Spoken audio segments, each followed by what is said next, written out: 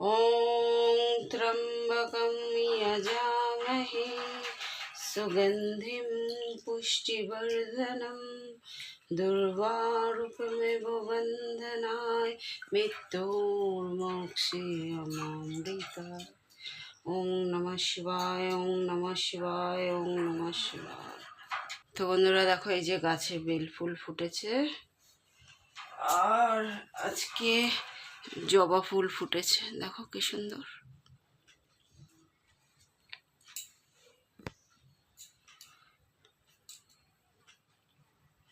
শুভ সকাল বন্ধুরা, কেমন আছো তোমরা সবাই? আশা করি নিশ্চয়ই সবাই খুব ভালো আছো, আর আমরাও কিন্তু বেশ ভালো আছি। বাবারে বাবা, আমাদের অবস্থা খুব খারাপ। কালকে রাত্রির থেকে কারেন্ট নেই আমাদের, এই যে পাখা বন্ধ।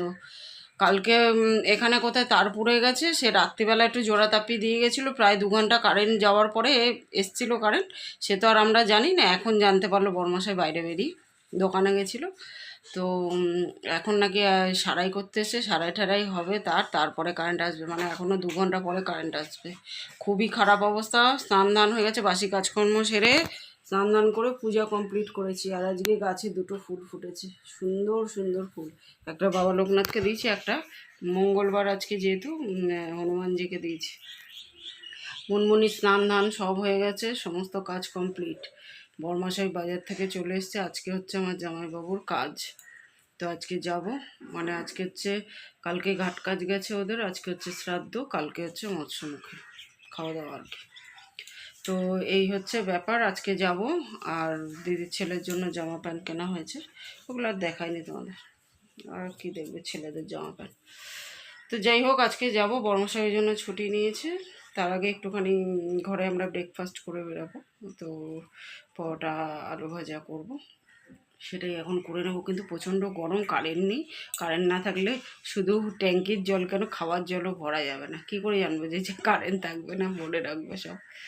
তো ওই জন্য খেতেও পাচ্ছি না জল।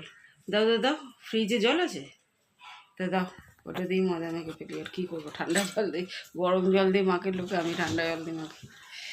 তো চলো যাব, তোমাদের সঙ্গে সব শেয়ার করব, দেখতে থাকো। বাবা প্রচণ্ড গরম লাগছে গো। স্নান করেছি, কী করবো, ভিজে চুলটা বেঁধে রাখবো, ওই জন্য ছেড়ে রেখেছি, নাহলে প্রচণ্ড গরম লাগছে এখন। রাত্রিবেলা তো মানে সেই দম বন্ধ করার মতো পরিস্থিতি হয়ে গেছে। পাখা 1 সেকেন্ড বন্ধ করে এখন থাকা যাচ্ছে না।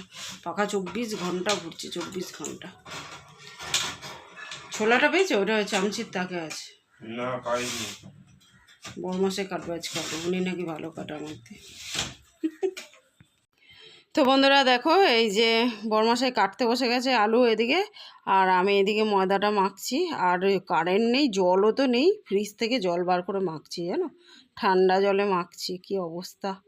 চলো যাই হোক, মুনমুনি চান হয়ে গেছে, দেখছে মুনমুনি কাণ্ডগুলো, কি কাণ্ড ঘটছে আজকে। বাবা ওদিকে আলু কাটছে, আবার উনিই নাকি ভাজবে, আমি নাকি ভাজতে পারি না, কি আশ্চর্য কথা।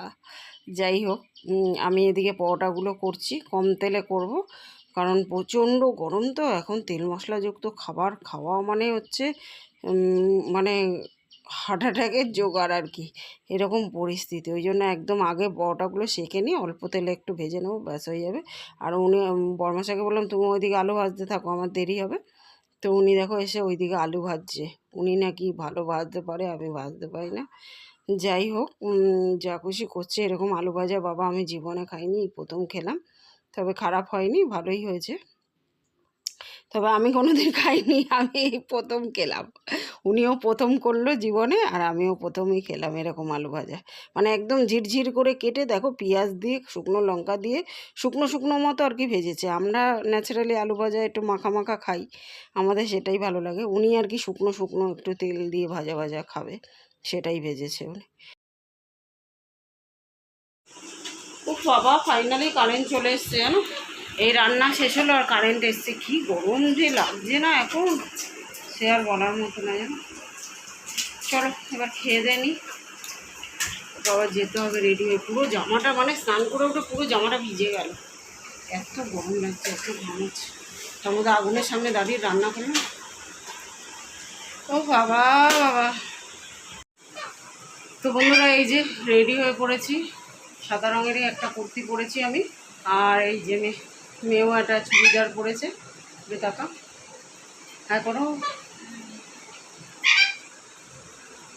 রেডি হয়ে গেছে, বর্মশাই এখনো রেডি হয়নি, বর্মশাই অফিসে কাজ করছে, রেডি হয়নি। তারপরে দেখাচ্ছি তোমাদের। আর মনে এখন বুঝতে পেরেছি আমরা কোথাও যাচ্ছি, ওই জন্য চিল্লাচ্ছি। বাবা যা গরম না, এখন প্রচণ্ড গরম লাগছে, প্রচণ্ড গরম বাইরে। চলো ব্যাক ক্যামেরা করে একটু দেখাই। তো বন্ধুরা এই দেখো, এই হচ্ছে আমার ফুল লুক। আর এখন প্রচণ্ড গরম লাগছে জানো, প্রচণ্ড গরম বাইরে, প্রচণ্ড রোদ্দুর। দেখো বাবা বাবা কি রোদ্দুর দেখেছো বাইরে, প্রচণ্ড রোদ্দুর উঠেছে গো। তো দেখো একটু মিষ্টি আর একটু ফুল কিনে নিলাম, প্রচণ্ড রোদ্দুর গো, রাস্তায় প্রচণ্ড পরিমাণে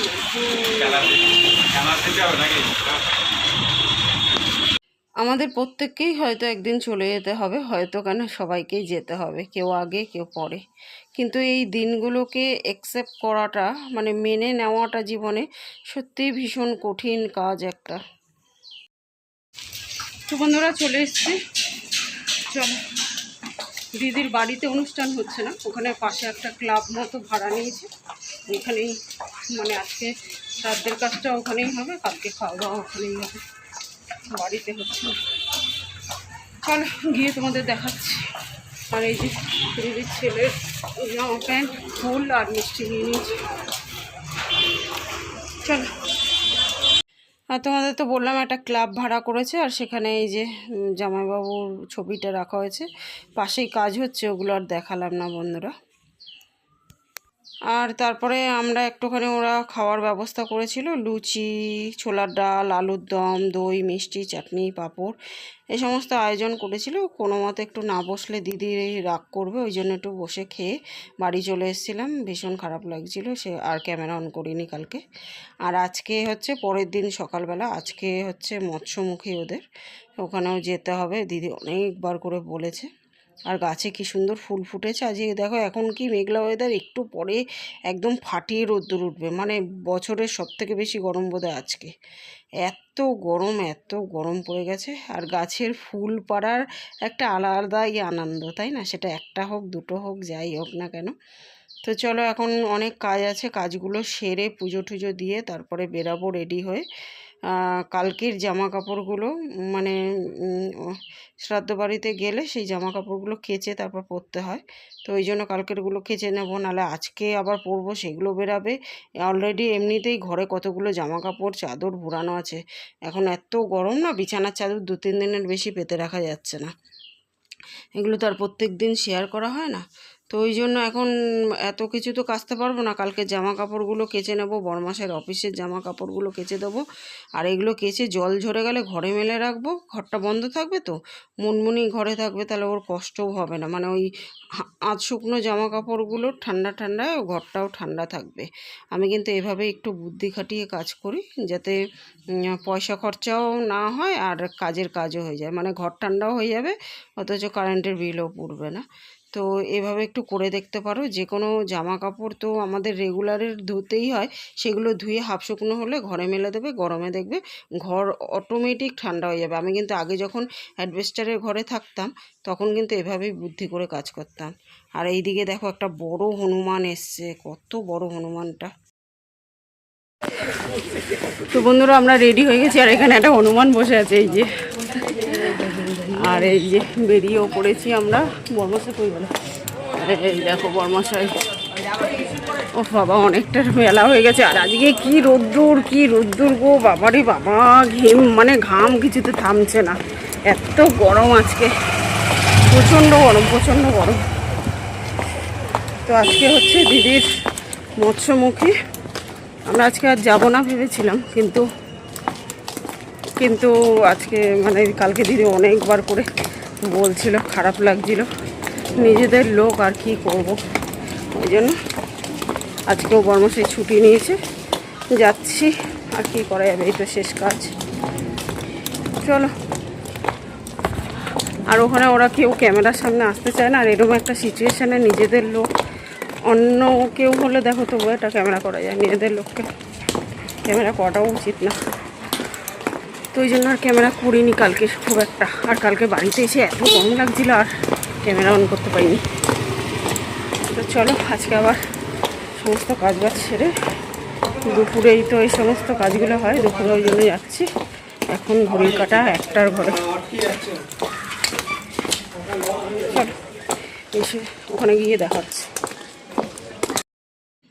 তো দেখো এখন আমাদের সঙ্গে একটা বিশাল বড় ঘটনা ঘটে গেল মেয়ের সঙ্গে আর কি, বলছি পরে তোমাদের কি হলো। আর আমরা চলে এসেছি। আর এখানে এইসব বাড়িতে তো আর বেশি লোক হয় না। তো চলো বসে পড়ি, ওদের সঙ্গেই বসে পড়ি, তারপরে একটু বাড়িতে যাবো, তোমাদের দেখাচ্ছি। দিদি বাড়ি কিছুক্ষণ বসেছিলাম। বন্ধুরা দিদি বাড়ি থেকে চলে এসেছি আর একটুখানি বাড়িতে এসেছি। কিন্তু বাড়ির মানুষ বাড়িতে না থাকলে ঘর বাড়ি আর বাড়ি বলে মনে হয় না। আগে মানে বাড়িতে আসা মানে মা সে কী কাণ্ড যে করতো, কী ছেড়ে কী করবে তার ঠিকানা থাকতো না। এখন বাড়িতে এসেছি, মা নেই ঘরে, আর যেন ঘরটা যেন প্রাণহীন হয়ে গেছে, ঘরে আর বসতে ইচ্ছে করছে না। তো যাই হোক, মাসি বললে এত কাছে এসছিস একটুখানি বাড়িতে না ঘুরে চলে যাবি, তাই একটুখানি বাড়িতে এলাম। একটু 5-10 মিনিট বসে চলে যাবে। এখন ঘড়িতে বাজে 6টা, বাড়ি যাব।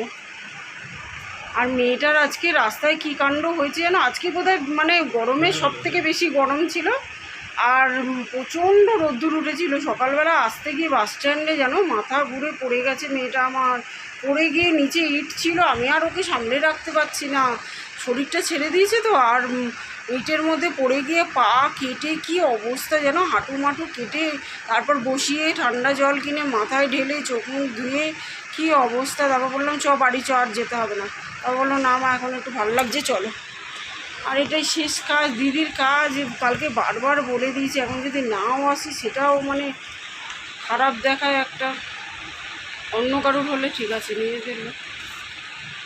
তো ওই জন্য আবার আসলাম। আর এই এখন আবার বাড়ি চলে যাবে। মাঝে একটু জল দাও, জল তেষ্টা পাচ্ছে, খালি জল তেষ্টা পাচ্ছে গরমে। এত পরিমাণে গরম পড়েছে বাবা, কী অবস্থা, ঘেমে চেমে এক হয়ে গেছে। তো দেখো মাসে একটু চা করে দিল, খেলাম।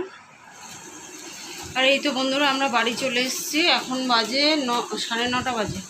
বাড়িতে এলাম 9টা নাগাদ এসেছি। এসে স্নান ধান করে পুজো দিলাম, গোপাল সোনাকে শোয়ালাম। আর এই যে সকালবেলা অনেক কেচেছিলাম, এই ঘরে এই রডে মেলে দিয়ে গেছি। তাহলে কী হবে বলো তো, মানে ঘরদোর সব বন্ধ করে রেখে গেছিলাম, তো একটা জানালা শুধু খুলে রেখে গেছিলাম। মুনমুনি ছিল। আর আজকে তো জন্মের গরম ছিল, মানে সবচেয়ে বেশি গরম আজকে ছিল। ওই জন্য সব জামা কাপড়গুলো এরভাবে রডে ঝুলিয়ে দিয়ে গেছিলাম, যাতে এই ঠান্ডা জামা কাপড়গুলো ঘরটা ঠান্ডা থাকে। ও বাবা, একটু বুদ্ধি করে কাজ করলে কিন্তু এসি ছাড়াই ঘর ঠান্ডা থাকে। ভিজে জামা কাপড় আধ শুকনো হয়ে গেলে ঘরে মেললেই ঘর অটোমেটিক ঠান্ডা হয়ে যায়। করে দেখো, সবসময় যে এসিতেই ঘর ঠান্ডা করতে হবে এরকমটা না। আর আসার সময় মোমো নিয়ে আসা হয়েছে, মেয়ে খাবে, আমরা খাবো না। বড়মশাই মুড়ি টুড়ি খেয়ে নেবে বললো। আর বাইরের খাবার খাবো না, কারণ কালকেই খেয়েছি বাইরের খাবার। আর আমি আর কিছু খাবো না, আমার খেতে ইচ্ছে করছে না, খালি গরমে জল তেষ্টা পাচ্ছে। এসে বোধহয় 2 লিটার জল খেয়ে নিলাম, এত গরম লাগছে। মানে এখন ফ্রিজের জল ছাড়া খাওয়া যাচ্ছে না, শুধু জল, ফ্রিজের জল মানে হচ্ছে শুধু ফ্রিজের জল বার করে খেয়ে নিতে হচ্ছে। এত গরম প্রচণ্ড গরম ছিল। আর মেয়েকে আসার সময় এখন টিটেনাস দিয়ে আনলাম, যেহেতু কেটে গেছে যেভাবেই হোক, অনেকটা ছাল উঠে গেছে। সবাই বললো টিটেনাস দিতে, ওষুধের দোকানেও জিজ্ঞেস করলাম, বললো টিটেনাস দিতে হবে। আর ওই কাটা ছেঁড়ার মলম টলম নিয়ে এলাম, ওষুধপত্র নিয়ে এলাম। একটুখানি উল্টে পড়ে গেল, তাতে কত টাকা খরচা হয়ে গেল। তো যাই হোক, আর ওখানে বেশি কিছু দেখাইনি। ওখানে আজকে খাওয়া দাওয়াতে ছিল শুক্তো, চিংড়ি, এঁচোড়, মানে যেসব জিনিসপত্রগুলো জামাইবাবু ভালো খেতে সেগুলো করেছে। আর মাথা দিয়ে ডাল করেছিল, আলু ভাজা করেছিল, আর কাতলা মাছের কালিয়া করেছিল, আর চাটনি, দই, পাঁপড়, মিষ্টি, হজমোলা। এই ছিল আজকের মেনু। তো চলো বন্ধুরা, আজকের মতো এই পর্যন্ত, দেখা হবে নেক্সট ব্লগে। ততক্ষণের জন্য সবাই খুব ভালো থেকো, সুস্থ থেকো। আর আমার ভিডিওগুলো ভালো লাগলে লাইক, শেয়ার, কমেন্ট করে চ্যানেলটাকে সাবস্ক্রাইব করে দিও। তো আজকের মতো গুড নাইট এভরিওয়ান, টাটা। ও বাবা, এসে স্নান করলাম, মানে আগুন, জলটা মনে হচ্ছে ফুটন্ত জল গায়ে ঢালছি। এখন ওই জন্য বড়মশাইকে বললাম তুমি একটু পাম্পটা চালাও, পাম্প চালিয়ে জলটা একটু ভরে নাও ট্যাঙ্কিতে, তাহলে ওই গরম জলটার সঙ্গে ঠান্ডা জলটা মিশিয়ে যাবে। এখন তো ঠান্ডা জল উঠছে, একদম বরফের মতো জল, ওই জলটা মিশিয়ে নাও, তাহলে স্নান করতে পারবে, নাহলে করতে পারবে না। এই হলো ব্যাপার। মুনমুনি নাচানাচি করছে এখন আমাদের দেখে। চলো টাটা।